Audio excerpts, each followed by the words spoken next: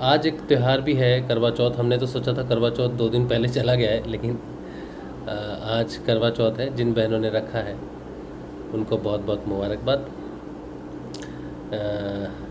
कि करवा चौथ का व्रत रखा है उन्होंने। तो हमने भी रखा था एक बार, बहुत पहले। मैंने भी रखा था, पूनम ने भी रखा था, बहुत पहले रखा था, दोनों ने ही रखा था। अभी तो नहीं रखते, अभी तो कोई व्रत नहीं रखते, लेकिन बहुत पहले रखा था, बहुत समय पहले। चलिए ठीक है, तो हो गया होगा करवा चौथ का व्रत मेरे ख्याल से। खाना वाना खा लिया होगा जिन्होंने व्रत रखा होगा। तो चाँद तो निकल गया है काफ़ी समय पहले। चलिए, तो आज का जो विषय है, विषय तो कुछ वैसे रहता नहीं है, तो मैं सोच रहा था कि आज हम श्रीमद् भागवत का ही पाठ करें, श्रीमद् भागवत को ही पढ़ें। आज का दिन भी जो है अच्छा दिन है।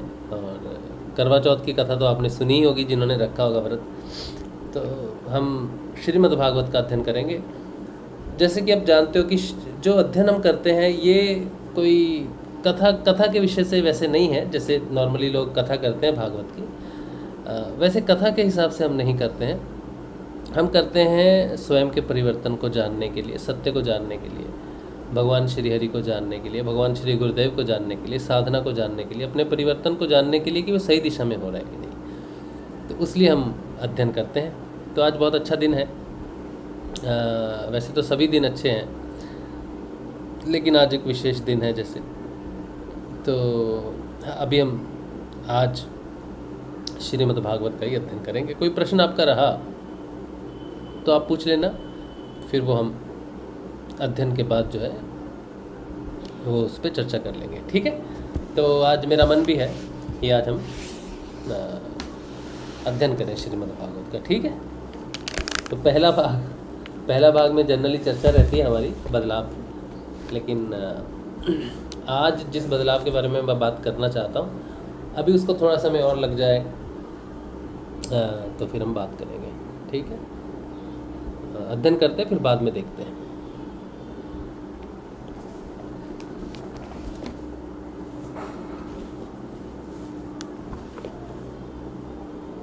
चतुर्थ स्कंद हम पढ़ रहे हैं।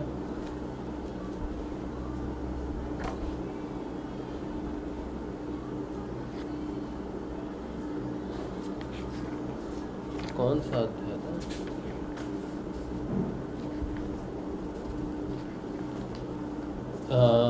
ध्रुव वंश का वर्णन था शायद ना, 12 था। हाँ, कल कुबेर जी का वरदान की बात हुई थी। आज जो है हम पढ़ेंगे 13वां अध्याय, श्री शुकसुधा सागर श्रीमद् भागवत, और चतुर्थ स्कंद पढ़ रहे हैं। जय श्री गुरुदेव। ध्रुव वंश का वर्णन, राजा अंग का चरित्र।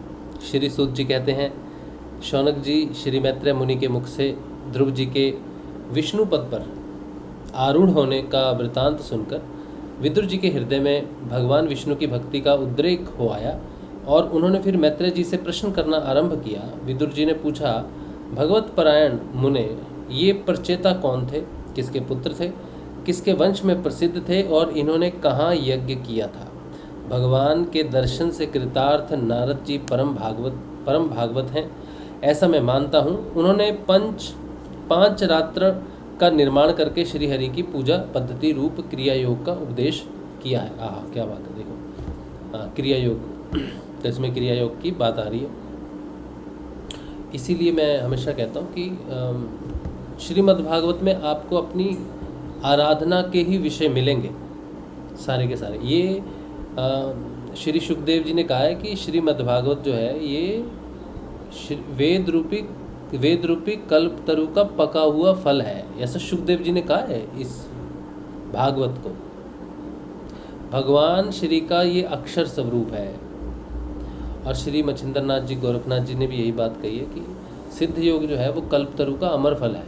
और यही बात सिद्ध योग के लिए कही जाती है, वही बात श्रीमद् भागवत के लिए कही जाती है। श्रीमद् भागवत में और सिद्ध योग में अंतर नहीं है, ठीक है। चलिए,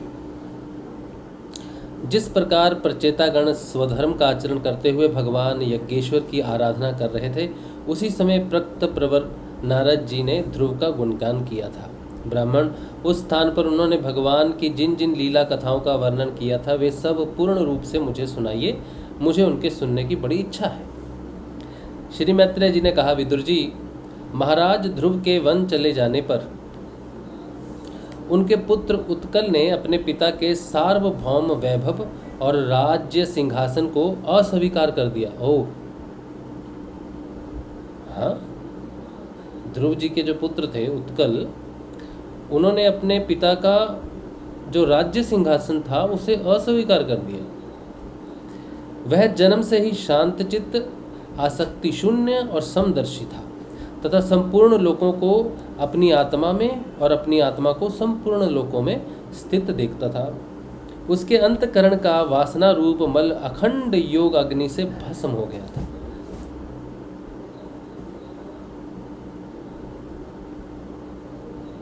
इसलिए वह अपनी आत्मा को विशुद्ध बोध रस के साथ अभिन्न आनंदमय और सर्वत्र व्याप्त देखता था। सब प्रकार के भेद से रहित प्रशांत ब्रह्म को ही वह अपना स्वरूप समझता था तथा अपनी आत्मा से भिन्न कुछ भी नहीं देखता था। वह अज्ञानियों को रास्ते आदि साधारण स्थानों में बिना लपट की आग के समान मूर्ख, अंधा, बहिरा, पागल अथवा गूंगा सा प्रतीत होता था। सुनिए क्या कह रहे हैं। वह अज्ञानियों को रास्ते आदि साधारण स्थानों में बिना लपट की आग के समान मूर्ख, अंधा, बहिरा, पागल अथवा गूंगा सा प्रतीत होता था। वास्तव में ऐसा था नहीं। इसलिए कुल के बड़े बूढ़े तथा मंत्रियों ने उसे मूर्ख और पागल समझकर उसके छोटे भाई भ्रमिपुत्र वत्सर को राजा बनाया। वत्सर की प्रेयसी भार्या स्ववर्थी के गर्भ से पुष्पार्ण, तिग्मकेतु, इश, ऊर्ज, वसु और जय नामक छह पुत्र हुए। पुष्पार्ण के प्रभा और दोषा नाम की 2 स्त्रियां थीं। उनमें से प्रभा के प्रातः, मध्यान्ह और सायं ये 3 पुत्र हुए।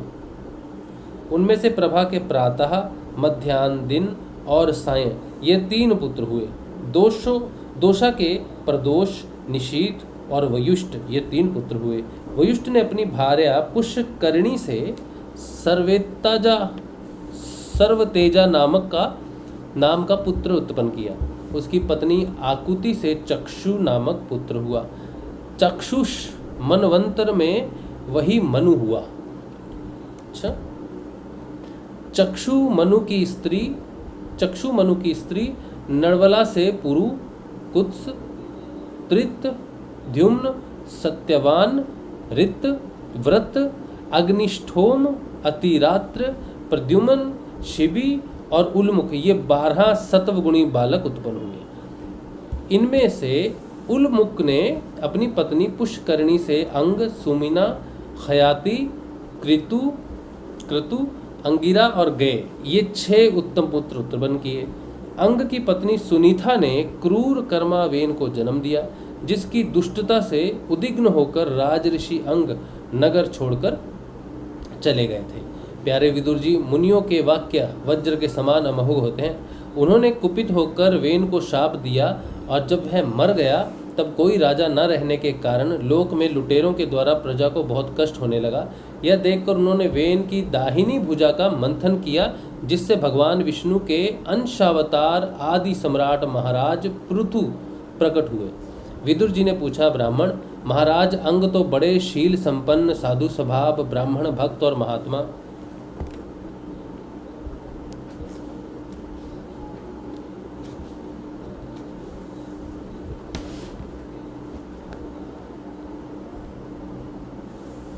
एक मिनट।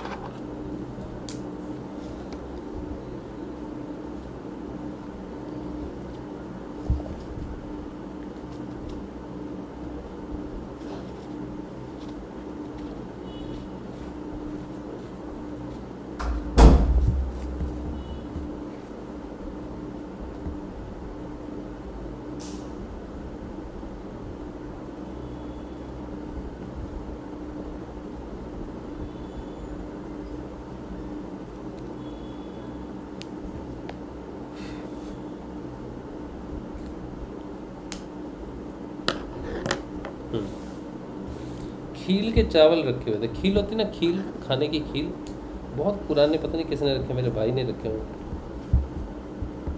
ये पिताजी ने रखे होंगे। चावल होते ना, चावल, खील चावल।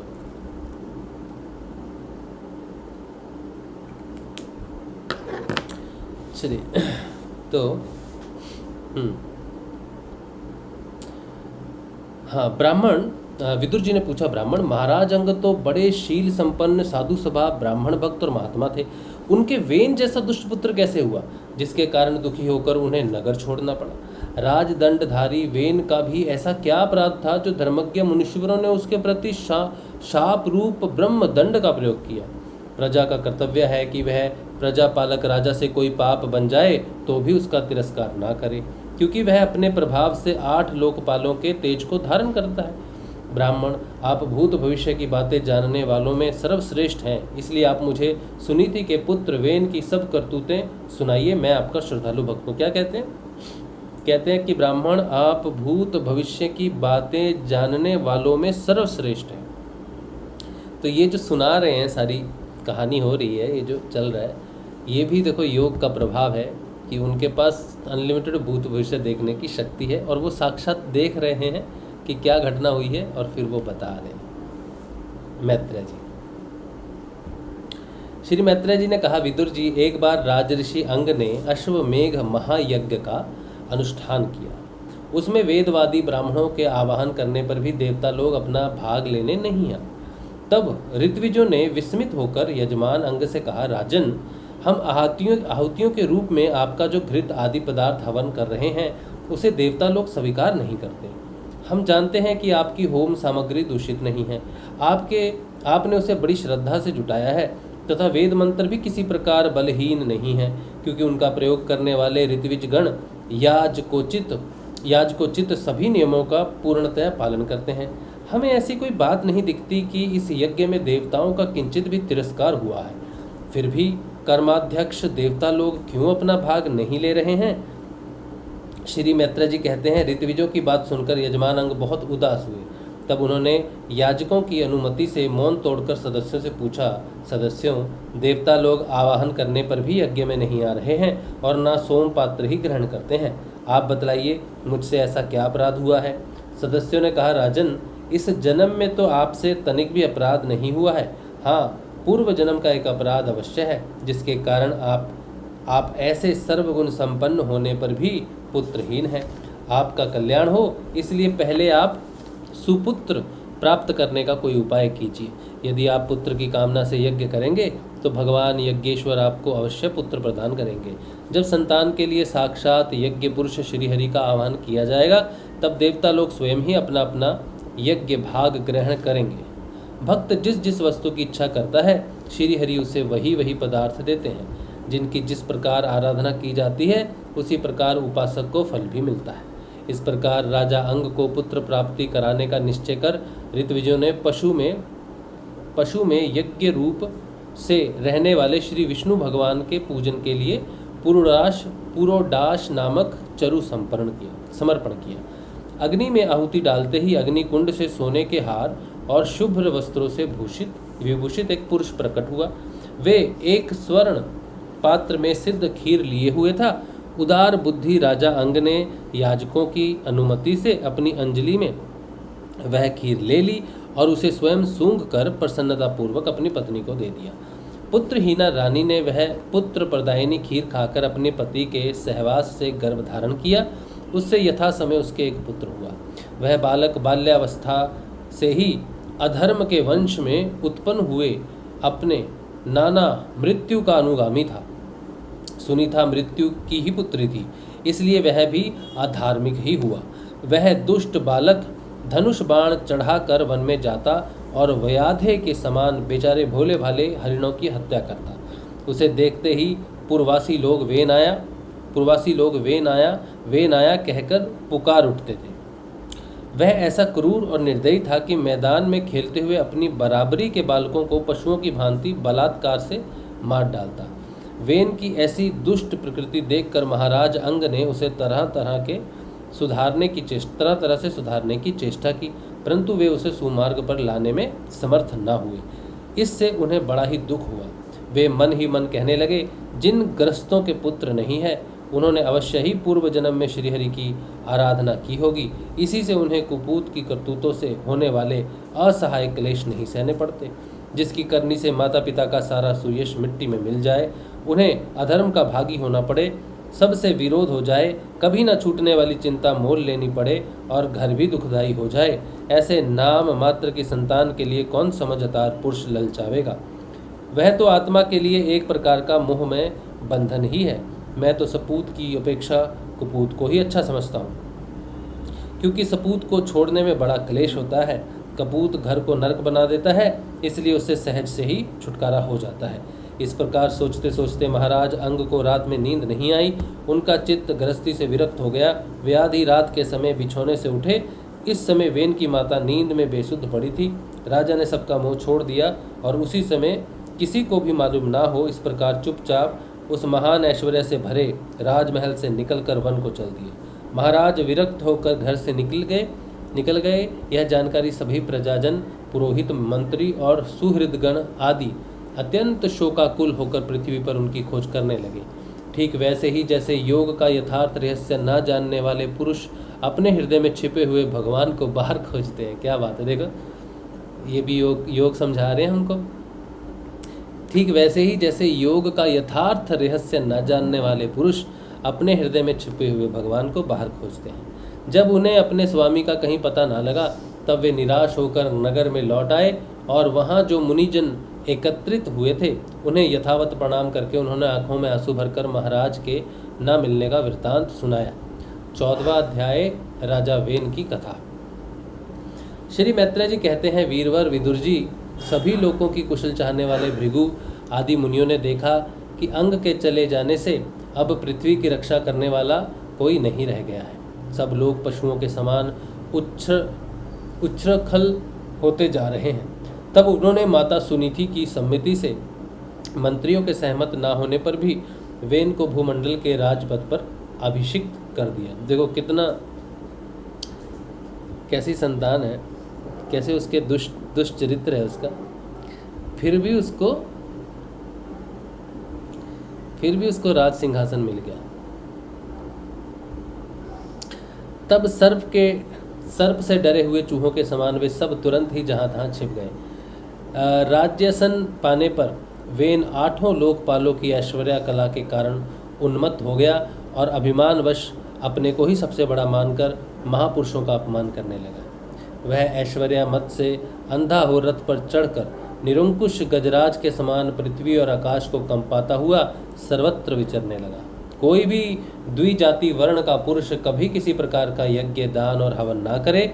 अपने राज्य में यह ढिंडोरा पिटवाकर उसने सारे धर्म कर्म बंद करवा दिए। दुष्ट वेन का ऐसा अत्याचार देख सारे ऋषि मुनि एकत्र हुए और संसार पर संकट आया समझकर करुणावश आपस में कहने लगे, अहो, जैसे दोनों ओर जलती हुई लकड़ी के बीच में रहने वाली चींटी आदि जीव महान संकट में पड़ जाते हैं, वैसे ही इस समय सारी प्रजा एक और राजा के और दूसरी ओर चोर डाकुओं के अत्याचार में महान संकट में पड़ गई है। हमने अराजकता के भय से ही अयोग्य होने पर भी वेन को राजा बनाया था, किंतु अब उससे भी प्रजा को भय हो गया है। ऐसी अवस्था में प्रजा को किस प्रकार सुख शांति मिल सकती है। सुनीता की कोख से उत्पन्न हुआ वह वेन स्वभाव से ही दुष्ट है, परंतु सांप को दूध पिलाने के समान इसको पालने वालों के लिए अनर्थ का कारण हो गया है। हमने इसे प्रजा की रक्षा करने के लिए नियुक्त किया था, यह आज उसी को नष्ट करने पर तुला हुआ है। इतना सब होने पर भी हमें इसे समझाना अवश्य चाहिए। ऐसा करने से इसके लिए किए हुए पाप हमें स्पर्श नहीं करेंगे। हमने जानबूझकर दुराचारी वेन को राजा बनाया था, किंतु यदि समझाने पर भी यह हमारी बात नहीं मानेगा तो लोक के धिक्कार से दग्ध हुए इस दुष्ट को हम अपने तेज से भस्म कर देंगे। ऐसा विचार करके मुनि लोग वेन के पास गए और अपने क्रोध को छिपाकर उसे प्रिय वचनों से समझाते हुए इस प्रकार कहने लगे। मुनियों ने कहा, राजन, हम आपसे जो बात कहते हैं उस पर ध्यान दीजिए। इससे आपकी आयु, श्री, बल और कीर्ति की वृद्धि होगी। तात, यदि मनुष्य मन, वाणी, शरीर और बुद्धि से धर्म का आचरण करे तो उसे स्वर्ग आदि शोक रहित लोकों की प्राप्ति होती है। यदि उसका निष्काम भाव हो तब तो वही धर्म उसे अनंत मोक्ष पद पर पहुंचा देता है। यहाँ पर एक मुख्य बात यह है कि देखो, हमारे जो जीवन, हमारे जो शरीर है, जो हमें शरीर मिला है मनुष्य शरीर, इसके 7 आवरण हैं। 7 आवरणों में से 4 आवरण जो हैं वो भौतिक हैं, जो हमें भौतिक संसार के लिए मिले हैं। 3 आवरण जो हैं वो आध्यात्मिक हैं।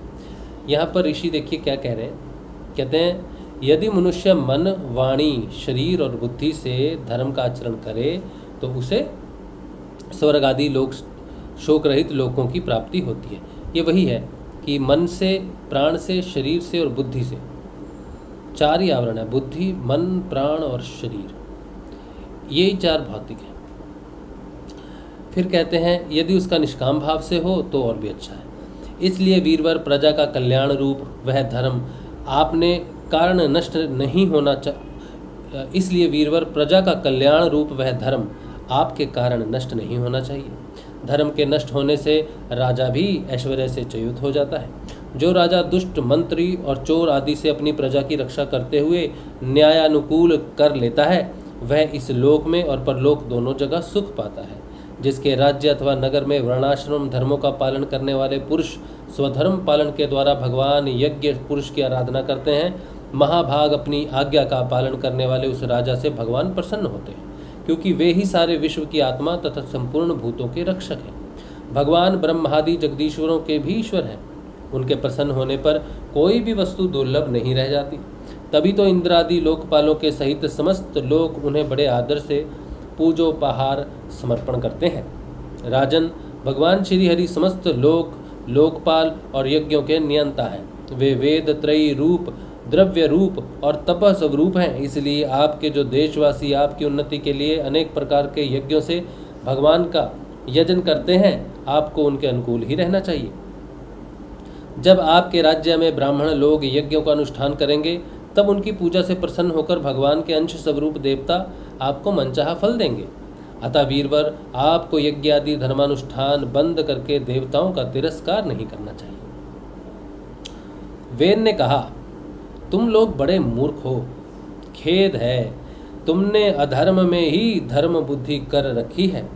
तभी तो तुम जीविका देने वाले मुझ साक्षात पति को छोड़कर किसी दूसरे जार पति की उपासना करते हो। जो लोग मूर्खतावश राजा रूप परमेश्वर का अनादर करते हैं, उन्हें ना तो इस लोक में सुख मिलता है और ना परलोक में ही।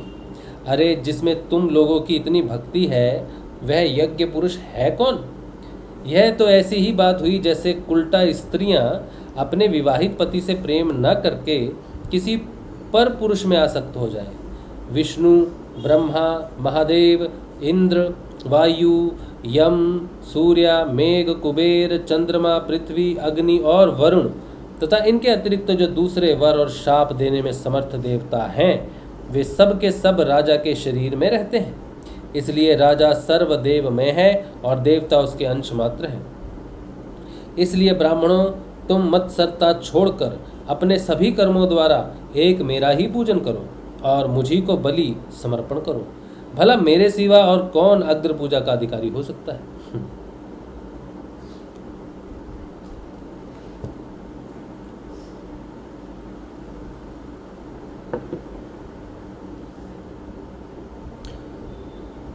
श्री मात्रा जी कहते हैं, इस प्रकार विपरीत बुद्धि होने के कारण यह अत्यंत पापी और कुमार्गगामी हो गया था।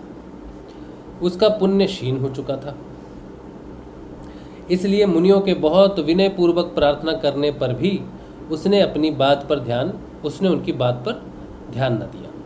विदुर जी, अपने को बड़ा बुद्धिमान समझने वाले वेन ने जब उन मुनियों का इस प्रकार अपमान किया, तब अपनी कल्याणकारिणी मांग को व्यर्थ हुई देख वे उस पर अत्यंत कुपित हो गए।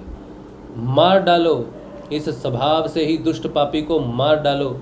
यह यदि जीता रह गया तो कुछ ही दिनों में संसार को अवश्य भस्म कर डालेगा।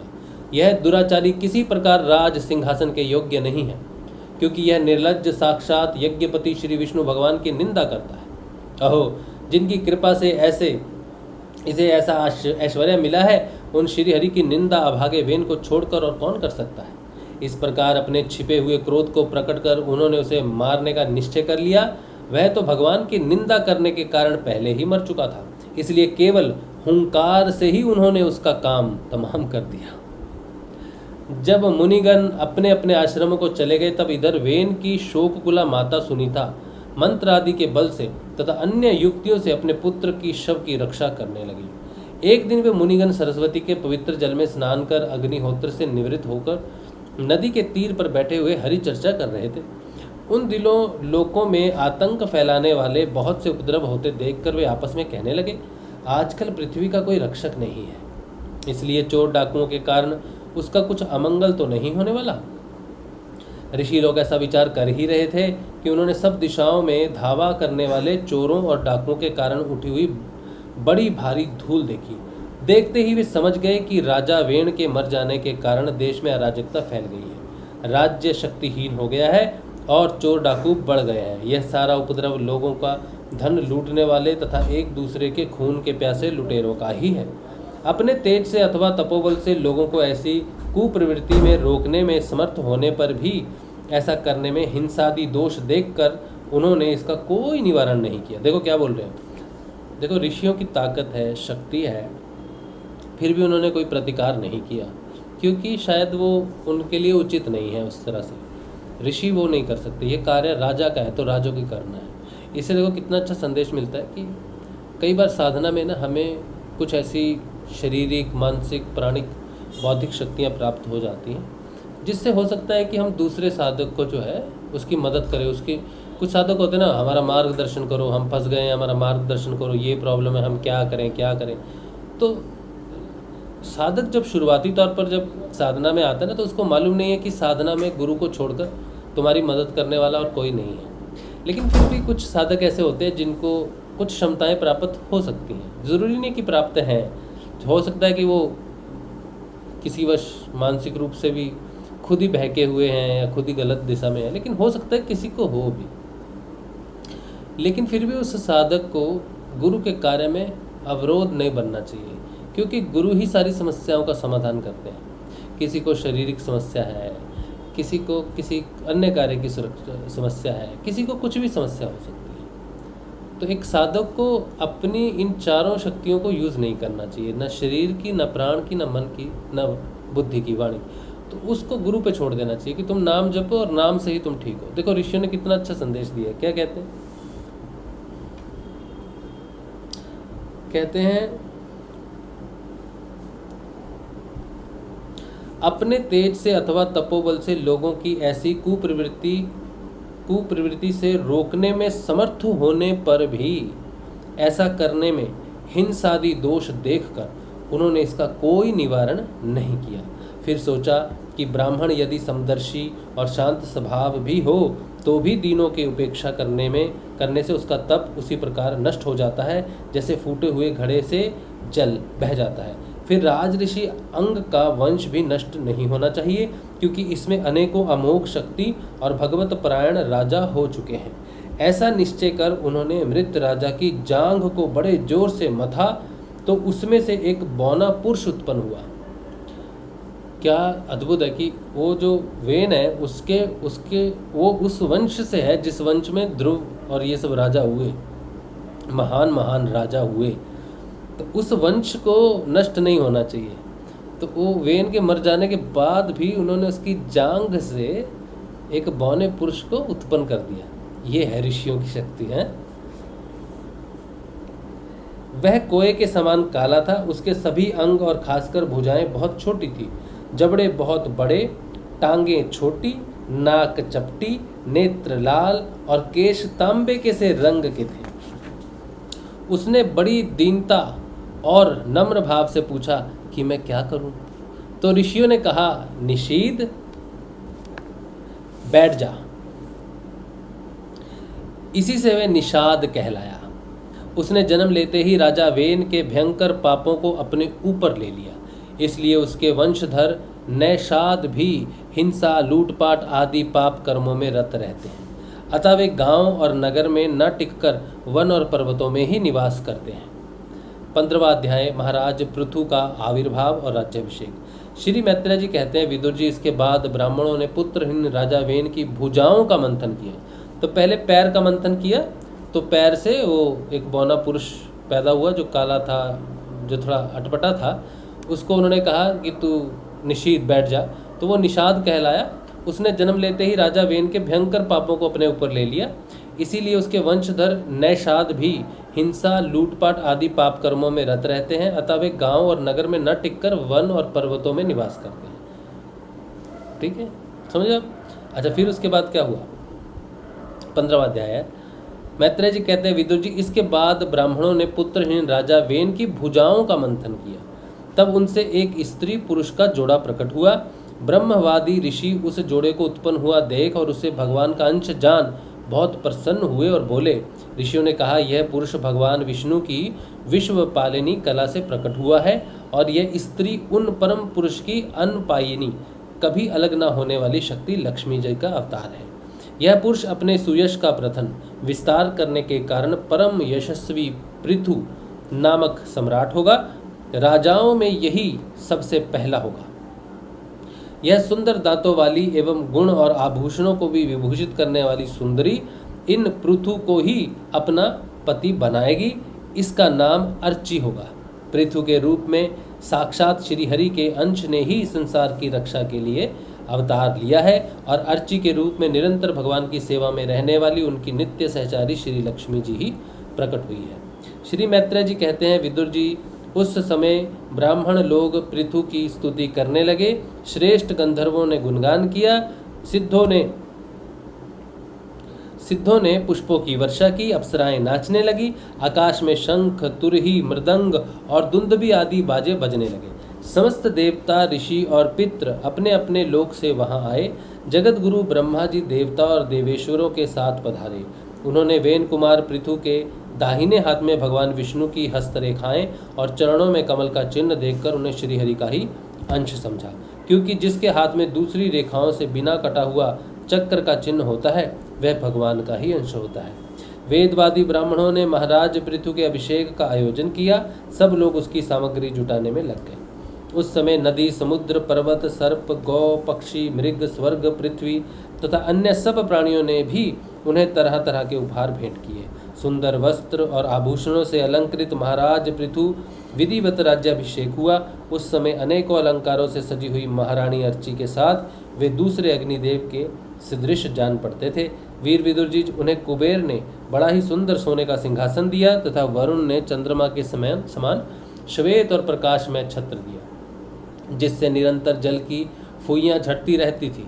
वायु ने 2 चंवर, धर्म ने कीर्तिमयी माला, इंद्र ने मनोहर मुकुट, यम ने दमन करने वाला दंड, ब्रह्मा ने वेदमय कवच, सरस्वती ने सुंदर हार, विष्णु भगवान ने सुदर्शन चक्र, विष्णु प्रिय लक्ष्मी जी ने अविचल संपत्ति, रुद्र ने 10 चंद्राकार चिन्हों से युक्त कोश वाली तलवार, अंबिका जी ने 900 चंद्राकार चिन्हों वाली ढाल, चंद्रमा ने अमृतमय अश्व, त्वष्टा विश्वकर्मा ने सुंदर रथ, अग्नि ने बकरे और गो के सिंगों का बना हुआ सुदृढ़ धनुष, सूर्य ने तेजोमय वाण, पृथ्वी ने चरण स्पर्श मात्र से अभीष्ट स्थान पर पहुंचा देने वाली योगमयी पादुकाएं, आकाश के अभिमानी ध्यो देवता ने नित्य नूतन पुष्पों की माला, आकाश विहारी सिद्ध गंधर्व आदि ने नाचने, गाने, बजाने और अंतर्धान हो जाने की शक्तियाँ, ऋषियों ने अमोघ आशीर्वाद, समुद्र ने अपने से उत्पन्न हुआ शंख तथा 7 समुद्र, पर्वत और नदियों ने उनके रथ के लिए बेरोक टोक मार्ग उपहार में दिए। इसके पश्चात सूत, मागध और बंदीजन उनकी स्तुति करने के लिए उपस्थित हुए। तब उन स्तुति करने वालों का अभिप्राय समझकर वेणपुत्र परम प्रतापी महाराज पृथु ने हंसते हुए मेघ के समान गंभीर वाणी में कहा। पृथु ने कहा, सौम्य सूत, मागध और बंदीजन, अभी तो लोक में मेरा कोई भी गुण प्रकट नहीं हुआ है, फिर तुम किन गुणों को लेकर मेरी स्तुति करोगे? मेरे विषय में तुम्हारी वाणी व्यर्थ नहीं होनी चाहिए, इसलिए मुझसे भिन्न किसी और की स्तुति करो। मृदुभाषियों, कालांतर में जब मेरे अप्रकट गुण प्रकट हो जाएंगे तब भरपेट अपनी मधुर वाणी से मेरी स्तुति कर लेना। देखो, शिष्ट पुरुष पवित्र कीर्ति श्री हरि के गुणानुवाद के रहते हुए तुच्छ मनुष्यों की स्तुति नहीं किया करते। महान गुणों को धारण करने में समर्थ होने पर भी ऐसा कौन बुद्धिमान पुरुष है जो उनके न रहने पर भी केवल संभावना मात्र से स्तुति करवाने वालों द्वारा अपनी स्तुति करवाएगा? यदि यह विद्याभास करता तो इसमें अमुक अमुक गुण हो जाते। इस प्रकार की स्तुति से तो मनुष्य की वंचना ही की जाती है। यह मंदमती यह नहीं समझता कि इस प्रकार तो लोग उसका उपहास ही कर रहे हैं। जिस प्रकार लज्जाशील उदार पुरुष अपने किसी निंदित पराक्रम की चर्चा होनी बुरी समझते हैं, उसी प्रकार लोक विख्यात समर्थ पुरुष अपनी स्तुति को भी निंदित मानते। आहा अहो अहो। सुतगण, अभी हम अपने श्रेष्ठ कर्मों के द्वारा लोक में अप्रसिद्ध ही हैं। हमने अब तक कोई भी ऐसा काम नहीं किया है जिसकी प्रशंसा की जा सके। तुम लोगों से बच्चों के समान अपनी कीर्ति का किस प्रकार गान करावें। कितनी महान सोच है, बोला किस प्रकार, हमने कुछ किया नहीं तो हमारी स्तुति क्यों करनी है। भगवान का ही अवतार है, लेकिन फिर भी 16वां अध्याय है, पढ़ लेते हैं।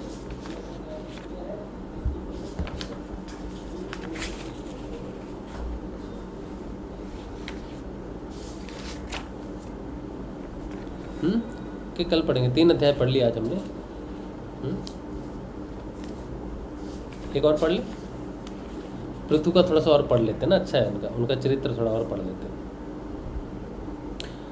वंदी जन द्वारा महाराज पृथु की स्तुति। श्री मैत्रेय जी कहते हैं, महाराज पृथु ने जब इस प्रकार कहा तब उनसे वचनामृत का आस्वादन करके सूत आदि गायक लोग बड़े प्रसन्न हुए। फिर वे मुनियों की प्रेरणा से उनकी इस प्रकार स्तुति करने लगे। आप साक्षात देव प्रवर श्री नारायण ही हैं, जो अपनी माया से अवतीर्ण हुए हैं। हम आपकी महिमा का वर्णन करने में समर्थ नहीं हैं। आपने जन्म तो राजा वेन के मृतक शरीर से लिया है, किंतु आपके पौरुषों का वर्णन करने में साक्षात ब्रह्मादि की भी बुद्धि चकरा जाती है। तथापि आपके कथामृत के आस्वादन में आदर बुद्धि रखकर मुनियों के उपदेश के अनुसार उन्हीं की प्रेरणा से हम आपके परम प्रशंसनीय कर्मों का कुछ विस्तार करना चाहते हैं। आप साक्षात श्री हरि के कला अवतार हैं और आपकी कीर्ति बड़ी उदार है। ये धर्मधारियों में श्रेष्ठ महाराज पृथु लोक को धर्म में प्रवृत्त करके धर्म मर्यादा की रक्षा करेंगे तथा उसके विरोधियों को दंड देंगे। ये अकेले ही समय समय पर प्रजा के पालन पोषण और अनुरंजन आदि कार्य के अनुसार अपने शरीर में भिन्न भिन्न लोकपालों की मूर्ति को धारण करेंगे तथा यज्ञ आदि के प्रचार द्वारा स्वर्ग लोक और वृष्टि की व्यवस्था द्वारा भूलोक दोनों का ही हित साधन करेंगे। ये सूर्य के समान अलौकिक महिमान्वित प्रतापवान और समदर्शी होंगे। जिस प्रकार सूर्य देवता 8 महीने तपते रहकर जल खींचते हैं और वर्षा ऋतु में उसे उड़ेल देते हैं, उसी प्रकार ये कर आदि के द्वारा कभी धन संचय करेंगे और कभी उसका प्रजा के हित के लिए व्यय कर डालेंगे। ये बड़े दयालु होंगे। यदि अभी कोई दीन पुरुष इनके मस्तक पर पैर भी रख देगा तो भी ये पृथ्वी के समान उसके इस अनुचित व्यवहार को सदा सहन करेंगे। कभी वर्षा, हा, क्या बात है, कितना सुंदर, कितनी सुंदर बात है। कहते हैं ये बड़े दयालु होंगे। यदि कभी कोई दीन पुरुष इनके मस्तक पर पैर भी रख देगा तो भी ये पृथ्वी के समान उसके इस अनुचित व्यवहार को सदा सहन करेंगे। कभी वर्षा ना होगी और प्रजा के प्राण संकट में पड़ जाएंगे तो ये राजवेशधारी श्री हरि इंद्र की भांति जल बरसाकर अनायास ही उसकी रक्षा कर लेंगे। ये अपने अमृतमय मुख चंद्र की मनोहर मुस्कान और प्रेम भरी चितवन से संपूर्ण लोगों को आनंद मग्न कर देंगे। इनकी गति को कोई समझ न सकेगा। इनके कार्य भी गुप्त होंगे तथा उन्हें संपन्न करने का ढंग भी बहुत गंभीर होगा। इनका धन सदा सुरक्षित रहेगा। ये अनंत महात्म्य और गुणों के एकमात्र आश्रय होंगे। इस प्रकार मनस्वी पृथु साक्षात वरुण के ही समान होंगे। महाराज पृथु वेन रूप अरिणी के मंथन से प्रकट हुए अग्नि के समान है। शत्रुओं के लिए ये अत्यंत दुर्धर्ष और दुस्सह होंगे। यह उनके समीप रहने पर भी सेना आदि से सुरक्षित रहने के कारण बहुत दूर रहने वाले से होंगे। शत्रु कभी इन्हें हरा न सकेंगे। जिस प्रकार प्राणियों के भीतर रहने वाला प्राण रूप सूत्रात्मा शरीर के भीतर बाहर के समस्त व्यापारों को देखते रहने पर भी उदासीन रहता है, उसी प्रकार ये गुप्तचरों के द्वारा प्राणियों के गुप्त और प्रकट सभी प्रकार के व्यापार देखते हुए भी अपनी निंदा और स्तुति आदि के प्रति उदासीनवत रहेंगे। ये धर्म मार्ग में स्थित रहकर अपने शत्रु के पुत्र को भी दंडनीय न होने पर कोई दंड न देंगे और दंडनीय होने पर तो अपने पुत्र को भी दंड देंगे। भगवान सूर्य मनसोत्तर पर्वत तक जितने प्रदेश को अपनी किरणों से प्रकाशित करते हैं, उस संपूर्ण क्षेत्र में इनका निष्कंटक राज्य होगा। ये अपने कार्यों से सब लोगों को सुख पहुंचावेंगे, उनका रंजन करेंगे। इससे उन मनोरंजनात्मक व्यापारों के कारण प्रजा इन्हें राजा कहेगी। ये बड़े दृढ़ संकल्प, सत्य प्रतिज्ञ, ब्राह्मण, भक्त, वृद्धों की सेवा करने वाले, शरणागत वत्सल, सब प्राणियों को मान देने वाले, दीनों पर दया करने वाले होंगे। ये परस्त्री में माता के समान भक्ति रखेंगे, पत्नी को अपने आधे अंग के समान मानेंगे, प्रजा पर पिता के समान प्रेम रखेंगे और ब्रह्मवादियों के सेवक होंगे। दूसरे प्राणी इन्हें इतना ही चाहेंगे जितना अपने शरीर को। ये सुहृद के आनंद को बढ़ाएंगे। ये सर्वदा वैराग्यवान पुरुषों से विशेष प्रेम करेंगे और दुष्टों को दंड पानी यमराज के समान सदा दंड देने के लिए उद्यत रहेंगे। तीनों गुणों के अधिष्ठाता और निर्विकार साक्षात श्री नारायण ने ही इनके रूप में अपने अंश से अवतार लिया है। जिनमें पंडित लोग अविद्यावश प्रतीत होने वाले इस नानत्व को मिथ्या ही समझते हैं। ये अद्वितीय वीर और एक छत्र सम्राट होकर अकेले ही उद्याचल पर्यंत समस्त भूमंडल की रक्षा करेंगे तथा अपने जयशील रथ पर चढ़कर धनुष हाथ में लिए सूर्य के समान सर्वत्र प्रदक्षिणा करेंगे। उस समय जहाँ तहाँ सभी लोकपाल और पृथ्वीपाल इन्हें भेंटे समर्पण करेंगे।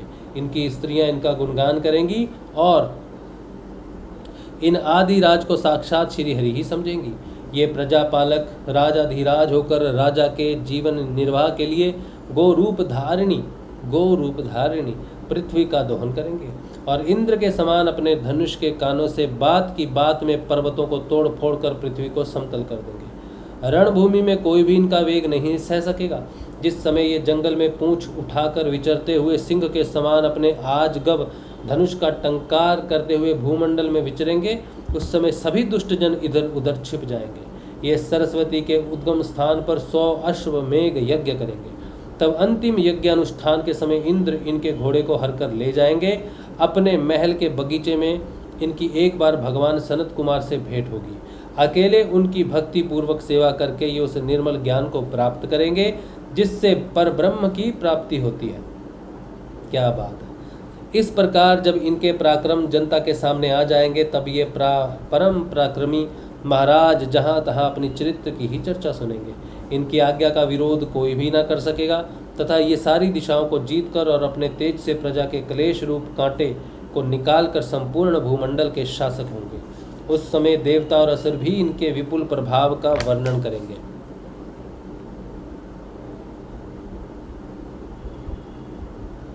17वां अध्याय। महाराज पृथु का पृथ्वी पर कुपित होना और पृथ्वी के द्वारा उनकी स्तुति करना। श्री मैत्रेय जी कहते हैं, इस प्रकार जब वंदी जन ने महाराज पृथु के गुण और कर्मों का बखान करके उनकी प्रशंसा की, तब उन्होंने भी उनकी बढ़ाई करके तथा उन्हें मनचाही वस्तुएं देकर संतुष्ट किया। उन्होंने ब्राह्मण आदि चारों वर्णों, सेवकों, मंत्रियों, पुरोहितों, पूर्ववासियों, देशवासियों, भिन्न भिन्न व्यवसायियों तथा अन्य अज्ञानुवर्तियों का भी सत्कार किया। विदुर जी ने पूछा, ब्राह्मण, पृथ्वी तो अनेक रूप धारण कर सकती है, उसने गौ का रूप ही क्यों धारण किया? क्या सुंदर प्रश्न है, वाह कितना सुंदर प्रश्न है। पृथ्वी को गौ क्यों कहते हैं? गौ माता का हम क्यों सम्मान करते हैं? क्योंकि पृथ्वी गाय जो है पृथ्वी का स्वरूप है, लेकिन उन्होंने गाय का ही क्यों स्वरूप धारण किया, ये प्रश्न पूछा है विदुर जी ने। कितना सुंदर प्रश्न है, बहुत सुंदर प्रश्न है। विदुर जी ने पूछा, ब्राह्मण, पृथ्वी तो अनेक रूप धारण कर सकती है, उसने गौ का रूप ही क्यों धारण किया? और जब महाराज पृथु ने उसे धुआ तब बछड़ा कौन बना और दुहने का पात्र क्या हुआ? बहुत सुंदर। पृथ्वी देवी तो पहले स्वभाव से ही ऊंची नीची थी, उसे उन्होंने समतल किस प्रकार किया और इंद्र उनके यज्ञ संबंधी घोड़े को क्यों हर ले गए? ब्रह्म ज्ञानियों में श्रेष्ठ भगवान सनत कुमार जी से ज्ञान और विज्ञान प्राप्त करके वे राज ऋषि किस गति को प्राप्त हुए? पृथु रूप से सर्वेश्वर भगवान श्री कृष्ण ने ही अवतार ग्रहण किया था। अतः पुण्य कीर्ति श्री हरि के उस पृथु अवतार से संबंध रखने वाले जो और भी पवित्र चरित्र हों, वे सभी आप मुझसे कहिए। मैं आपका और श्री कृष्ण चंद्र का बड़ा अनुरक्त भक्त हूँ। श्री सूत जी कहते हैं, जब विदुर जी ने भगवान वासुदेव की कथा कहने के लिए इस प्रकार प्रेरणा की, तब श्री मैत्रेय जी प्रसन्न चित्त से उनकी प्रशंसा करते हुए कहने लगे। श्री मैत्रेय जी ने कहा, विदुर जी, ब्राह्मणों ने महाराज पृथु का राज्याभिषेक करके उन्हें प्रजा का रक्षक उद्घोषित किया। उन दिनों पृथ्वी अन्नहीन हो गई थी, इसलिए भूख के कारण प्रजाजनों के शरीर सूख कर कांटे हो गए थे। उन्होंने अपने स्वामी पृथु के पास आकर कहा, राजन, जिस प्रकार कोटर में सुलगती हुई आग से पेड़ जल जाता है, उसी प्रकार हम पेट की भीषण ज्वाला से जले हुए हैं। आप शरणागतों की रक्षा करने वाले हैं और हमारे अन्नदाता प्रभु बनाए गए हैं, इसलिए हम आपकी शरण में आए हैं। आप समस्त लोगों की रक्षा करने वाले हैं, आप ही हमारी जीविका के भी स्वामी हैं। अतः राज राजेश्वर, आप हम क्षुधा पीड़ितों को शीघ्र ही अन्न देने का प्रबंध कीजिए। ऐसा न हो कि अन्न मिलने से पहले ही हमारा अंत हो जाए। मैत्रेय जी कहते हैं, कुरुवर प्रजा का करुण क्रुंदन सुनकर महाराज पृथु बहुत देर तक विचार करते रहे। अंत में उन्हें अन्नाभाव का कारण मालूम हो गया। पृथ्वी ने स्वयं ही अन्न एवं औषधि का अपने भीतर छिपा लिया है। अपनी बुद्धि से इस बात का निश्चय करके उन्होंने अपना धनुष उठाया और त्रिपुर विनाशक भगवान शंकर के समान अत्यंत क्रोधित होकर पृथ्वी को लक्ष्य बनाकर बाण चढ़ाया। उन्हें शस्त्र उठाए देख पृथ्वी कांप उठी और जिस प्रकार व्याध का पीछा करने पर हरिणी भागती है, उसी प्रकार वह डरकर गौ का रूप धारण करके भागने लगी। यह देखकर महाराज पृथु की आंखें क्रोध से लाल हो गई। वे जहां जहां पृथ्वी गई वहां वहां धनुष पर बाण चढ़ाए उसके पीछे लगे रहे। दिशा विदिशा, स्वर्ग, पृथ्वी और अंतरिक्ष में जहां जहां भी वह दौड़ कर जाती, वहीं उसे राजा महाराज पृथु हथियार उठाए अपने पीछे दिखलाई देते। जिस प्रकार मनुष्य को मृत्यु से कोई नहीं बचा सकता, उसी प्रकार उसे त्रिलोकी में वेण पुत्र पृथु से बचाने वाला कोई भी न मिला। तब वह अत्यंत भयभीत होकर दुखित चित्त से पीछे की ओर लौटी और महाभाग पृथु जी से कहने लगी, धर्म के तत्व को जानने वाले शरणागत वत्सल राजन, आप तो सभी प्राणियों की रक्षा करने में तत्पर हैं। आप मेरी भी रक्षा कीजिए। मैं अत्यंत दीन और निरपराध हूँ। आप मुझे क्यों मारना चाहते हैं?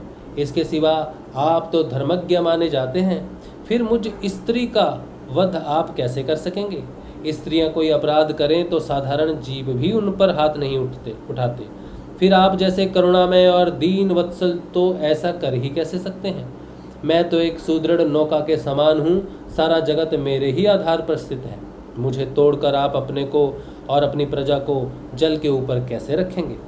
महाराज पृथु ने कहा, पृथ्वी, तू मेरी आज्ञा का उल्लंघन करने वाली है।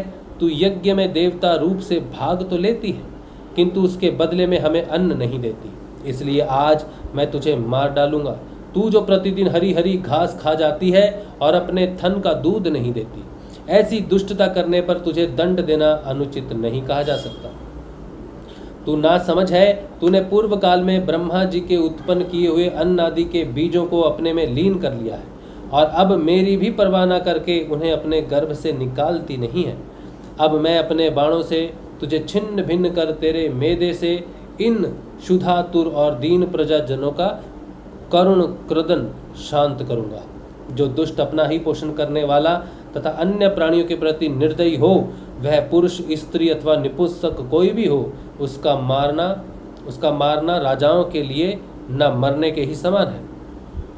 तू बड़ी गर्विली और मदोन्मत्ता है। इस समय माया से ही यह गौ का रूप बनाए हुए है। मैं बाणों से तेरे टुकड़े टुकड़े करके अपने योग बल से प्रजा को धारण करूंगा। ओह, क्या बोल रहे राजा पृथु, क्या बोल रहे हैं? ओह, क्या बोल रहे हैं, सुनो। कहते हैं, मैं बाणों से तेरे टुकड़े टुकड़े करके अपने योग बल से प्रजा को धारण करूंगा। इस समय महाराज पृथु काल की भांति क्रोधमयी मूर्ति धारण किए हुए थे। उनके ये शब्द सुनकर धरती कांपने लगी और उसने अत्यंत विनीत भाव से हाथ जोड़कर कहा। पृथ्वी माता ने कहा, आप साक्षात परम पुरुष हैं तथा अपनी माया से अनेक प्रकार के शरीर धारण कर गुणमय जान पड़ते हैं। वास्तव में आत्म अनुभव के द्वारा आप अधिभूत, आध्यात्म और अधिदेव संबंधी अभिमान और उससे उत्पन्न हुए राग द्वेष आदि से सर्वथा रहित हैं। मैं आपको बार बार नमस्कार करती हूँ। आप संपूर्ण जगत के विधाता हैं। आपने ही यह त्रिगुणात्मक सृष्टि रची है और मुझे समस्त जीवों का आश्रय बनाया है। आप सर्वथा स्वतंत्र हैं प्रभु। जब आप ही अस्त्र शस्त्र लेकर मुझे मारने को तैयार हो गए हैं, तब मैं और किसकी शरण में जाऊं? कल्प के आरंभ में आपने अपने आश्रित रहने वाली अनिर्वचनीय माया से ही इस चराचर जगत की रचना की थी और उस माया के ही द्वारा आप इसका पालन करने के लिए तैयार हुए हैं। आप धर्म परायण हैं, फिर भी मुझ गो रूप धारिणी को किस प्रकार मारना चाहते हैं? आप एक होकर भी मायावश अनेक रूप जान पड़ते हैं, तथा आपने स्वयं ब्रह्मा को रचकर उनसे विश्व की रचना कराई है। आप साक्षात सर्वेश्वर हैं। आपकी लीलाओं को अजितेंद्रिय लोग कैसे जान सकते हैं? उनकी बुद्धि तो आपकी दुर्जय माया से विक्षिप्त हो रही है। आप ही पंचभूत इंद्रियां, उनके अधिष्ठात्र देवता, बुद्धि और अहंकार रूप अपनी शक्तियों के द्वारा क्रमशः जगत की उत्पत्ति, स्थिति और संहार करते हैं। भिन्न भिन्न कार्यों के लिए समय समय पर आपकी शक्तियों का आविर्भाव तिरोभाव हुआ करता है। आप साक्षात परम पुरुष और जगत विधाता हैं। आपको मेरा नमस्कार है। अजन्मा प्रभु, आप ही अपने रचे हुए भूत, इंद्रिय और अंतकरण रूप जगत की स्थिति के लिए आदि वाराह रूप होकर मुझे रसातल से जल के बाहर लाए थे।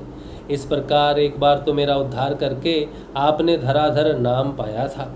आज वही आप वीर मूर्ति से जल के ऊपर नौका के समान स्थित मेरे ही आश्रय रहने वाली प्रजा की रक्षा करने के अभिप्राय से पैने पैने बांध चढ़ाकर दूध न देने के अपराध में मुझे मारना चाहते हैं। इस त्रिगुणात्मक सृष्टि की रचना करने वाली आपकी माया से मेरे जैसे साधारण जीवों के चित्त मोहग्रस्त हो रहे हैं। मुझ जैसे लोग तो आपके भक्तों की लीलाओं का ही आशय नहीं समझ सकते।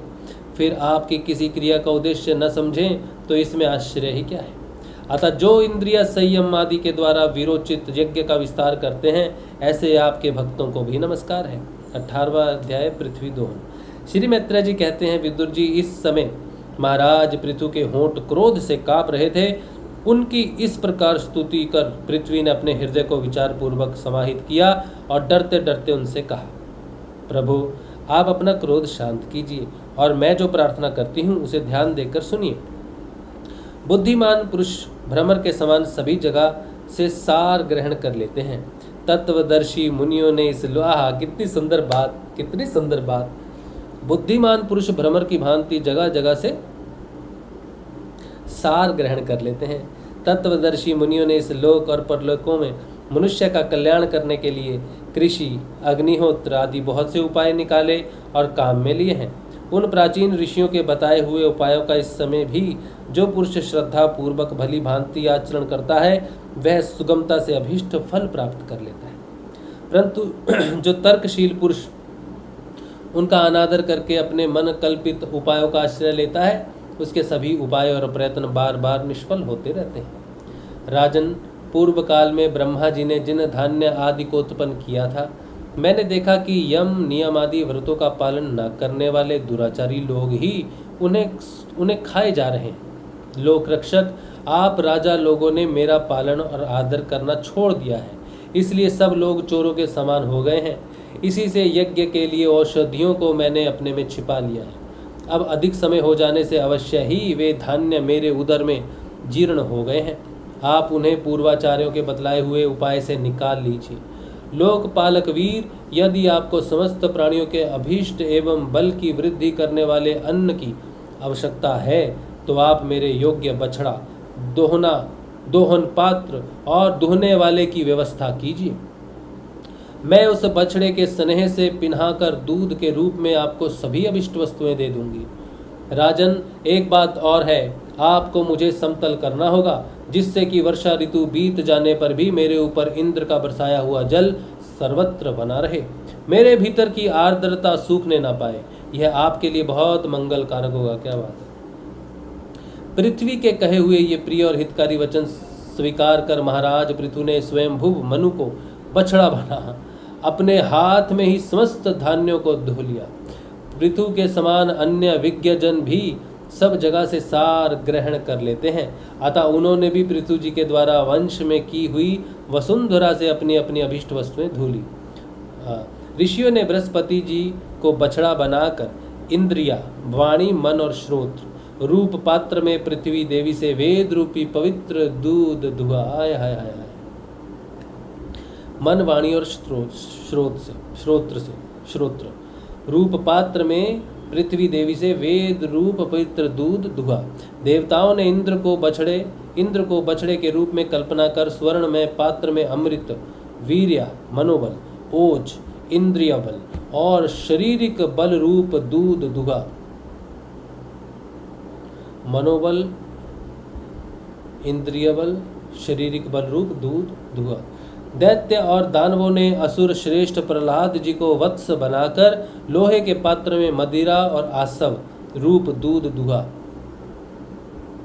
देखो ये कितना सुंदर ये आ रहा है। महाराज पृथु जी ने स्वयंभुव मनु को बछड़ा बनाया, फिर उनके अनुसार अपने हाथ में ही समस्त धान्यों को धो लिया। पृथु के समान अन्य विज्ञजन भी सब जगह से सार ग्रहण कर लेते हैं, अतः उन्होंने भी पृथु जी के द्वारा वश में की हुई वसुंधरा से अपनी अपनी अभिष्ट वस्तु।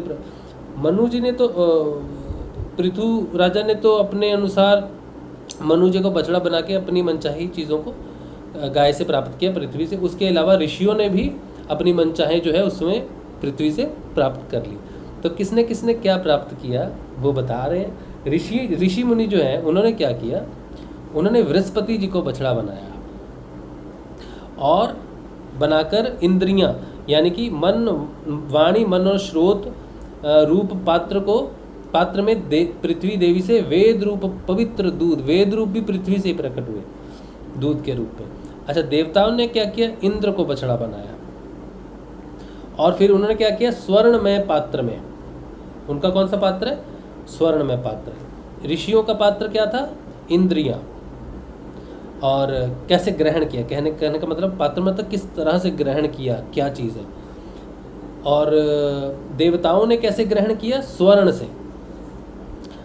क्या क्या ग्रहण किया उन्होंने, पात्र में अमृत, वीर्य, ओज और शारीरिक बल रूप दूध लिया। अच्छा, दैत्य और दानवों ने भी किया, पृथ्वी से मांगा। क्या मांगा उन्होंने, पहले श्रेष्ठ असुर, क्योंकि वो तो असुर है तो उसने बछड़ा किसको बनाया, प्रहलाद को, क्योंकि प्रहलाद असुर पुत्र है। तो असुर श्रेष्ठ प्रहलाद जी को वत्स बनाकर लोहे के पात्र में मदिरा और आसव, ताड़ी आदि रूप में दूध दुहा। गंधर्व और अप्सराओं ने विश्वासु को बछड़ा बनाकर कमल रूप पात्र में संगीत, माधुर्य और सौंदर्य रूप दूध दुहा। श्राद्ध के अधिष्ठाता महाभाग पितृगण ने आर्यमा नामक पितृश्वर को वत्स बनाया और मिट्टी के कच्चे पात्र में श्रद्धा पूर्वक पितरों को अर्पित किया जाने वाला अन्न कव्य रूप दूध दुहा। फिर कपिल देव जी को बछड़ा बनाकर आकाश रूप पात्र में सिद्धों ने अणिमा आदि अष्ट सिद्धि तथा विद्याधरों ने आकाश गमन आदि विद्याओं को धुआ। किम पुरुषादि अन्य मायावियों ने मय दानव को बछड़ा बनाकर तथा अंतर्धान होना, विचित्र रूप धारण कर लेना आदि संकल्पमयी मायाओं को दूध रूप में धुआ। इस प्रकार यज्ञ, राक्षस तथा भूत पिशाच आदि मांसाहारियों ने भूतनाथ रुद्र को बछड़ा बनाकर कपाल रूप पात्र में रुधिरा स्वरूप दूध धुआ। बिना फन वाले सांप, नाग और बिच्छू आदि विषैले जंतुओं ने तक्षक को बछड़ा बनाकर मुख रूप पात्र में विष रूप दूध धुआ। पशुओं ने भगवान रुद्र के वाहन बैल को वत्स बनाकर वन रूप पात्र में तृणा रूप दूध धुआ। बड़ी बड़ी दाढ़ों वाले मांस भक्षी जीवों ने सिंह रूप बछड़े के द्वारा अपने शरीर रूप पात्र में कच्चा मांस रूप दूध धुआ तथा गरुड़ जी को वत्स बनाकर पक्षियों ने कीट पतंग आदि चर और फलादि अचर पदार्थों को दूध रूप में धुआ। वृक्षों ने वट को वत्स बनाकर अनेक प्रकार का रस रूप दूध धुआ और पर्वतों ने हिमालय रूप बछड़े के द्वारा अपने शिखर रूप पात्रों में अनेक प्रकार की धातुओं को धुआ। पृथ्वी तो सभी अभीष्ट वस्तुओं को देने वाली है और इस समय वह पृथ्वी जी के अधीन थी, अतः उससे सभी ने अपनी अपनी जाति के मुखियों को बछड़ा बनाकर अलग अलग पात्रों में भिन्न भिन्न प्रकार के पदार्थों को दूध के रूप में धो लिया। कुरुश्रेष्ठ विदुर जी, इस प्रकार पृथु आदि सभी अन्न भोजियों ने भिन्न भिन्न दोहन पात्र और वत्सों के द्वारा अपने अपने विभिन्न अन्न रूप दूध पृथ्वी से धुए। इससे महाराज पृथु ऐसे प्रसन्न हुए कि सर्व काम धुआ पृथ्वी के प्रति उनका पुत्री के समान स्नेह हो गया और उसे उन्होंने अपनी कन्या के रूप में स्वीकार कर लिया। फिर राजाधिराज पृथु ने अपने धनुष की नोक से पर्वतों को फोड़कर इस सारे भूमंडल को प्राय समतल कर दिया। पिता के समान अपनी प्रजा के पालन पोषण की व्यवस्था में लगे हुए थे। उन्होंने इस समतल भूमि में प्रजा वर्ग के लिए जहाँ तहाँ यथा योग्य निवास स्थानों का विभाग किया। अनेकों गांव, कस्बे, नगर, दुर्ग, अहीरों की बस्ती, पशुओं के रहने का स्थान, छावनियाँ, खाने, किसानों के गांव और पहाड़ों की तलहटी के गांव बसाए। महाराज पृथु से पहले इस पृथ्वी तल पर पूर्व ग्राम आदि का विभाग नहीं था। सब लोग अपने अपने सुविधे के अनुसार वेखट के जहां तहां बस जाते थे। हाँ, चलिए आज इतना ही करते हैं, क्योंकि महाराज पृथु की कथा अभी चलेगी।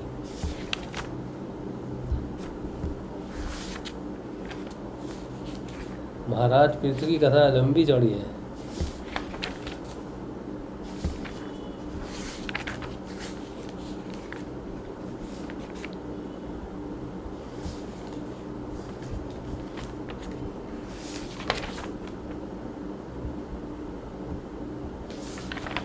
बहुत सुंदर।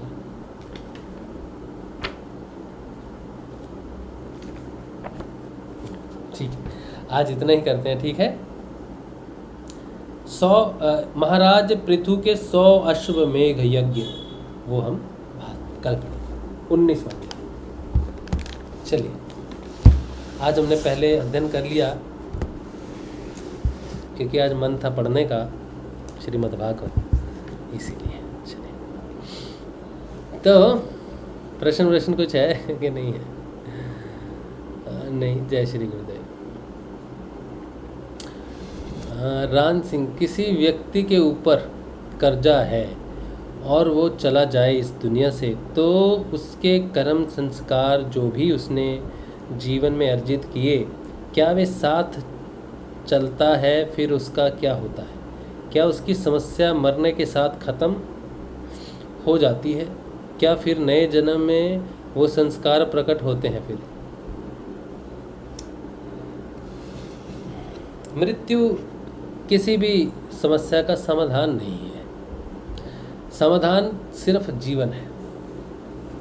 अगर कोई व्यक्ति प्राण त्याग कर चले जाता है अपनी इच्छा से, या उसकी मृत्यु हो जाती है, लेकिन उसके कर्म, गुरु भगवान की एक बात है, गुरुदेव कहते हैं कि मोक्ष जो है ना, मुक्ति जो है ना, वो मरने के बाद नहीं मिलती, वो जीते जी मिलता है।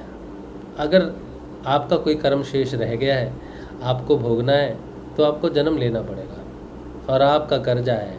वैसे तो कहते हैं कि पिता का कर्जा पुत्रों को चुकाना पड़ता है, वो भौतिक रूप से,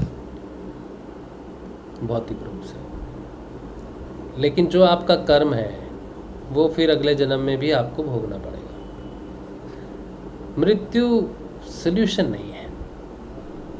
मृत्यु एकमात्र सल्यूशन है उसके लिए जिसने अपने जीवन में मोक्ष को प्राप्त कर लिया है, जिसने जीवन और मृत्यु का खेल खत्म करके अपने कर्मों से सदैव के लिए ऊपर उठकर अपने मन को क्षय कर दिया। सिर्फ उसके लिए ही मृत्यु मार्ग है। और जिसके कर्म बाकी हैं, फिर चाहे उसका कर्जा हो किसी भी रूप में, उसको चुकाना ही होगा।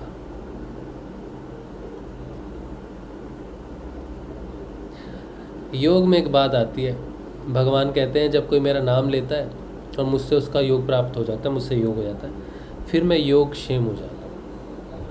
अगर भगवान श्री हरि किसी के कर्मों का सारा दायित्व ले लें कि अब इसकी भरी पूर्ति मैं करूँगा, तब वो व्यक्ति मुक्त हो जाता है। भगवान श्री हरि गीता में कहते हैं,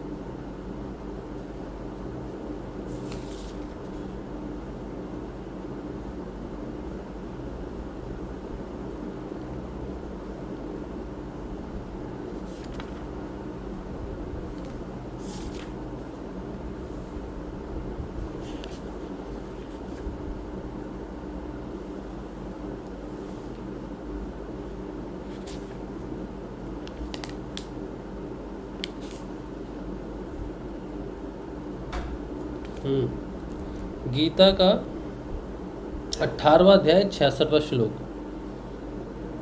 सर्वं धर्मान परित्यज्य मामेकं शरणं व्रज। धार्मिक उथल पुथल को छोड़ एकमात्र मेरी शरण में हो जा, अर्थात एक भगवान के प्रति पूर्ण समर्पण ही धर्म का मूल है। उस प्रभु को पाने की नियत विधि का आचरण ही धर्माचरण है, और जो उसे करता है वह अत्यंत पापी भी शीघ्र धर्मात्मा हो जाता है। तो भगवान क्या कहते हैं? मेरी शरण में आजा सब छोड़कर, तभी कल्याण हो सकता है। और एक जगह बहुत सुंदर बात कहते हैं, वैसे तो सारी बातें उनकी सुंदर हैं, एक एक बात भगवान की जो है वो जीवन को धन्य करने वाली है।